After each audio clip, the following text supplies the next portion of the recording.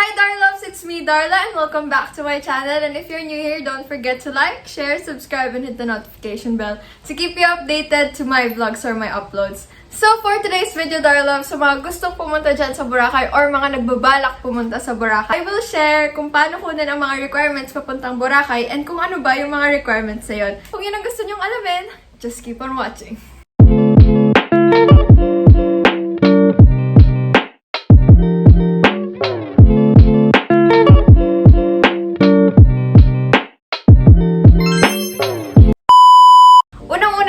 Prepare is for the swab test. So, sa Boracay po, tumatanggap sila ng kahit saliva test lang, kahit hindi RT PCR. So, mas makakamura kayo kung magpapasaliva test na lang kayo. Kami, nagpasaliva test na lang kami. And doon kami nagpasaliva test sa Red Cross Batangas City, dito sa amin.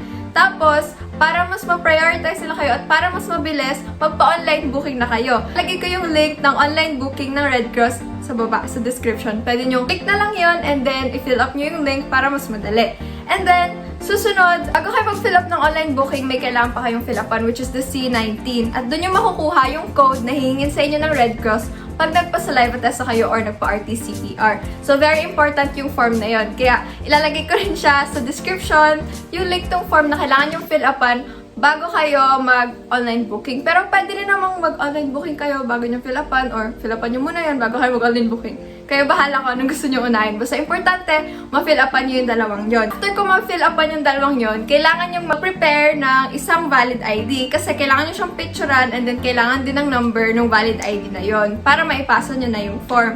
After that, ayun, okay na. After nyo magpa-book, kailangan nyo na rin siyang bayaran. Kung meron kayong GCash or sa BDO, pwede rin. Ako, binayaran ko siya through GCash. So, yun, after mo siya mabayaran, may matatanggap kang Gmail, which is confirmation kung kailan at saka kung anong oras na nilagay mo doon. Siyempre, ikaw yung pipili ko anong oras, pero depende pa rin kung may slots pa sa oras na napili mo. Pero nakalagay naman doon, makikita mo doon kung may oras pa.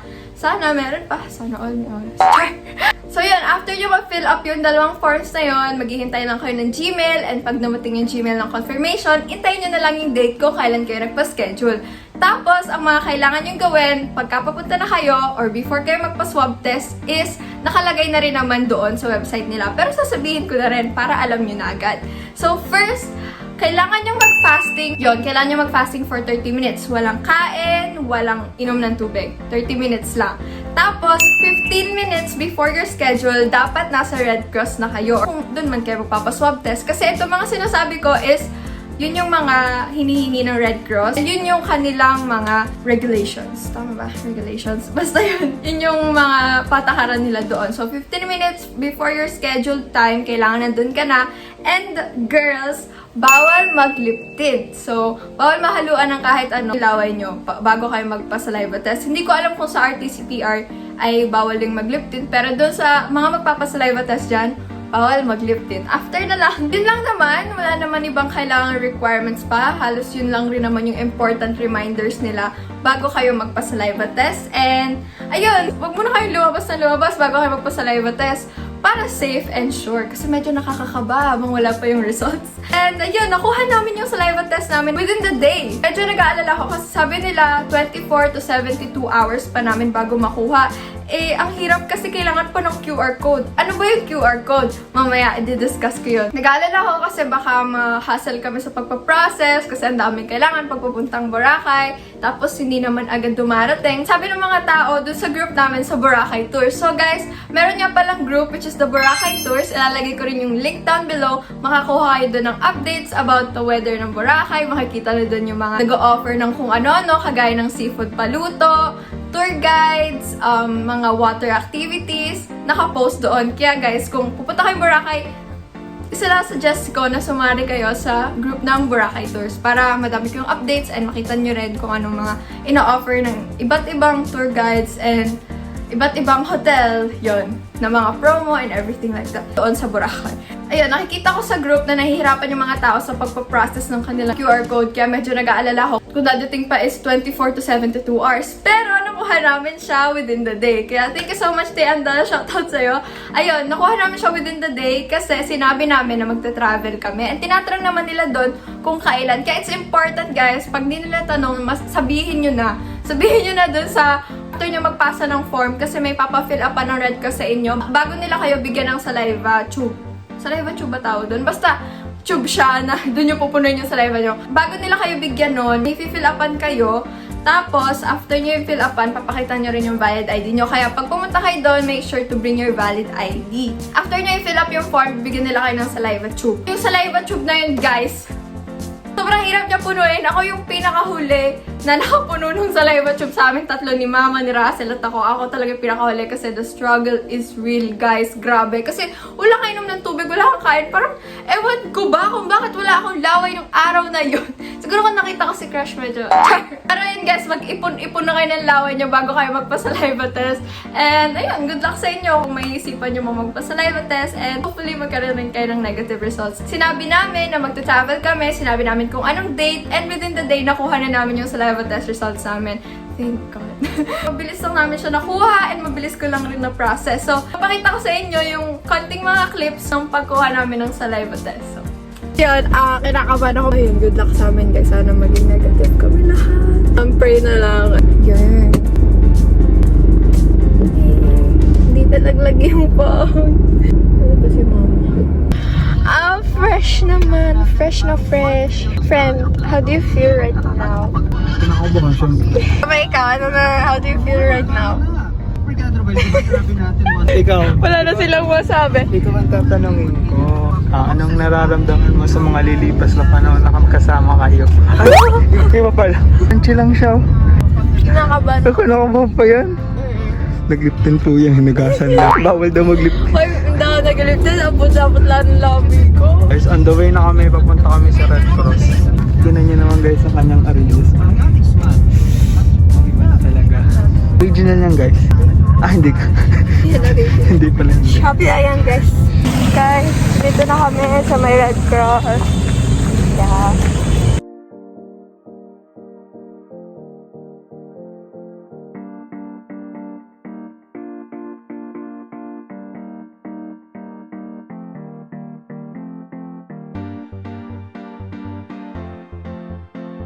Daming tao, guys.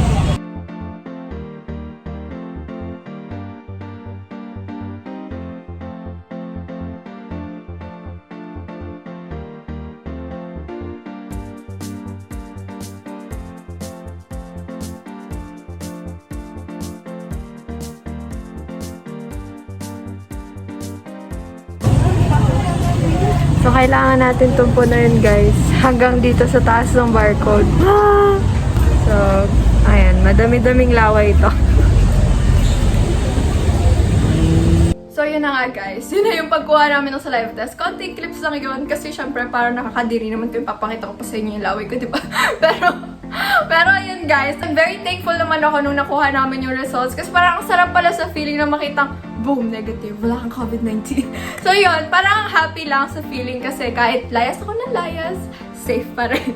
Please continue to be safe. Tuwing lalabas kayo, always bring alcohol, face mask, and face shield. Just continue to be safe kasi hindi lang yun para sa inyo. Para rin yun sa mga tao na makakasalumuhan nyo, guys. So, ayun. Next up is the QR code. So, nabanggit ko na siya kanina. Ano ba yung QR code? Ano ba kasi yun? Yung QR, isa siya sa mga requirements ng LGU sa Boracay. And ilalagay ko sa description down below kung saan nyo ipapasa yung mga requirements na kailangan nyo para makakuha ng QR code. And ano nga ba yung mga requirements para makakuha ng QR code? Sabihin ko sa inyo guys kung ano mga requirements para makakuha ng QR code. Valid ID, confirmation of hotel booking, round trip ng flight, tapos negative results of RT PCR test or saliva test. At saka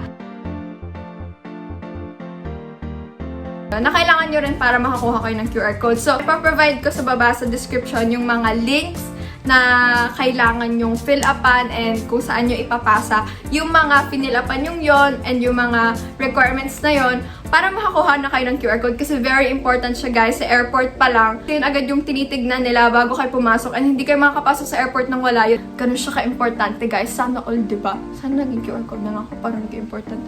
Char! Importante yung QR code guys kasi maya nila chinecheck. Chinecheck sa airport bago ka pumasok. Chinecheck bago lumabas ng airport. Sa Katiklan Airport bago kayo lumabas doon, chinecheck. Pagdating nyo sa Katiklan Port, bago pumunta sa Boracay Island, chinecheck. pagdating niya sa hotel, chine-check pa rin. At saka pag uwi, chine-check pa rin. Kaya guys, kailangan talaga may QR code kayo. Yun talaga yung pinaka-importante. And madaming nagsastruggle sa pagkuha, no? Nakikita ko sa Boracay tour sa group namin. Kaya medyo kinabahan ako dun sa QR code kasi ako yung nag-ayos ng mga requirements namin. Ako, ni Russell, at saka ni Mama, ako lang yung nag-ayos. Kaya medyo kinabahan ako dun. Thank God, hindi ako nahirapan. Why? I'll share you my secret. I-share ko sa inyo kung paano ba yung ginawa ko at nakuha ko agad yung QR code within just 1 hour. And sunod-sunod kaming tatlo nakakuha, hindi yung ako lang. So, ako yung una nakakuha, ako yung una nakatanggap ng QR code. And ang ginawa ko lang dun guys is inorganize ko ng maayos yung mga attachments. Tapos ilagyan ko ng label. Importante talaga may label guys. Ayun. Ganito yung ginawa kong format guys. Nilagyan ko ng bullet. Tapos, kung ano yung attachment and then yung attachment sa baba. Ganon. Inorganize ko lang siya and feeling ko kasi pagka hindi organized yung pagkakapasa, nahihirapan sila. Sa dami ka naman ang nagpapasa ng QR code, ay bit ka naman hindi mahihirapan. Kaya ganda-gandahin naman ang pagpapasa. Ayun. So, ayun. And make sure na malinaw yung mga attachment na ipapasa nyo. Kasi yung kay Mama, medyo malabo yung pagkaka-picture ko. So, sabi nila kung pwede i-resend ulit. And nung na-resend ko naman, bilis naman silang nag-respond. Buti na lang. Pero yun, nagkamali rin naman ako guys. Para hindi nyo na magawa yung mistake na yun, sinasabi ko na sa inyo, nalinawan nyo po yung mga pictures and mga attachments na isi-send nyo para mas mabilis nyo makuha. So, yun yung format na ginawa ko guys. And nakuha ko yung QR code within just 1 hour. Kaming tatlo, kaya so happy. Talagang proud na proud ako sa sarili ko So, yun lang naman yung ginawa ko para sa QR code. And yun lang naman yung mga requirements para makakuha ng QR code. Bali, health declaration card talaga siya. Tapos, nandoon sa health declaration card, yung QR code na kakailanganin nyo. Kasi scan lang nila yun eh. Scan lang. Para kayong bumibili sa SM department store. Tapos, gagay. Uy, tulog pa talaga. Parang i-scan lang nila everywhere. Tapos, yun. Okay na, you're free to go. And guys, nag-provide nga pala ako ng folder para sa mga health declaration cards namin, valid IDs, hotel booking, at saka yung tickets namin. Para mas organized. Sinasuggest ko guys na mag-print din kayo ng copies. Alam ko, madali na ngayon kasi pwedeng digital copy na lang sa phone. Yan, papakita nyo na lang. Pero guys, less hassle talaga pag merong printed copy. Para yun na lang yung hawak nyo, tapos papakita nyo na lang na ganyan. So, guys, ito yung folder na dinala ko nung nagpunta kami sa Boracay. Ito yung dala-dala ko guys. Makikita nyo siya sa mga susunod na vlog. Abangan nyo pala guys yung vlog ko sa Boracay. Please, sana manood kayo. So, ayun. Ito guys, ito yung folder na binili ko. Mura lang to guys. Ang mga nasa 60 pesos lang. May mas mura pa nga dito eh. Pero ayun, available. Ayan guys. So ito yung health declaration card. Tapos ito yung QR code. And then nilagay ko sa likod is my passport. Huwag nyo na tignan na itsura ko dyan. Nilagay ko sa likod, passport ko, para ipapakita ko na lang ganyan. Kasi yun yung sunod na hinihingi eh, valid ID. So after mo pakita yung health declaration card mo, papakita mo lang yung passport mo. Para ganyan na lang. Tapos yung kay Mama, nilagay ko rin sa likod yung kanyang ID. Tapos yung kay Russell, nilagay ko rin sa likod yung kanyang ID. So magkatalikuran yung health declaration at saka valid ID. Para papakita nyo na lang, diba? Less hassle yun. Ayoko kasi talaga nahahassle. Kaya gumagawa ako ng paraan para hindi mahassle. Pag gusto daw, may paraan. Pero pag ayaw, maraming dahilan. And then next, nag-print din ako ng aming itinerary. So, ito yung travel itinerary namin. Pinrint ko na siya. Round trip na to, pabalik at saka papunta. Saan man kayo nagpabook na airlines, alam kong isasend naman nila sa inyo yung travel itinerary nyo. Tapos, ito, nag-print din ako ng aming hotel reservation confirmation. So, ayan. Mas maganda kung ipiprint nyo na rin yan kasi papakita nyo yan sa airport. Hahanapin din sa inyo ng hotel na pinagpabook nyo. Pag pinagpabukan nyo. Tama ba? Basta kung saan man kayo nagpabook, hahanapin din nila yun bago kayo mag-check-in. So, ayun lang naman guys. Yun lang naman yung mga requirements. And sana mabilis nyo rin makuha yung mga QR code nyo and swab test results. And kung may mga students dyan na nag-wonder kung pwede bang student ID na lang ang gamitin nila sa mga requirements sa airport and sa QR code sa pagkuha ng health declaration card. Yes, pwede pong school ID, student ID. Pwede pong school ID na lang yung gamitin nyo kasi yun yung ginamit ni Russell and ako naman at si Mama passport yung ginamit namin. So yun, pwede kayong gumamit ng school ID sa airport and sa mga pagkuha-kuha ng mga requirements at sa pagkuha ng health declaration. Pwede yung school ID nyo guys. So yun lang naman. Sana nakatulong ako sa inyo and have a safe trip if ever planado nyo pumunta sa Boracay.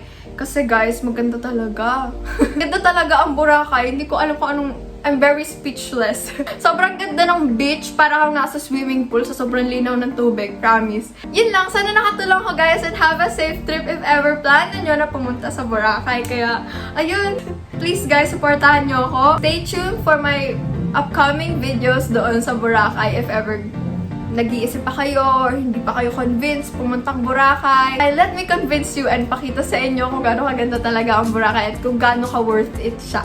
So, ayun. Good luck sa mga kukuha dyan ng requirements. Sana makuha nyo rin ng mas maaga. So, yun. That's it for today's video, Darloves. Don't forget to like, share, subscribe, and hit the notification bell to keep you updated to my vlogs or my uploads. See you on my next video, Darloves. Bye!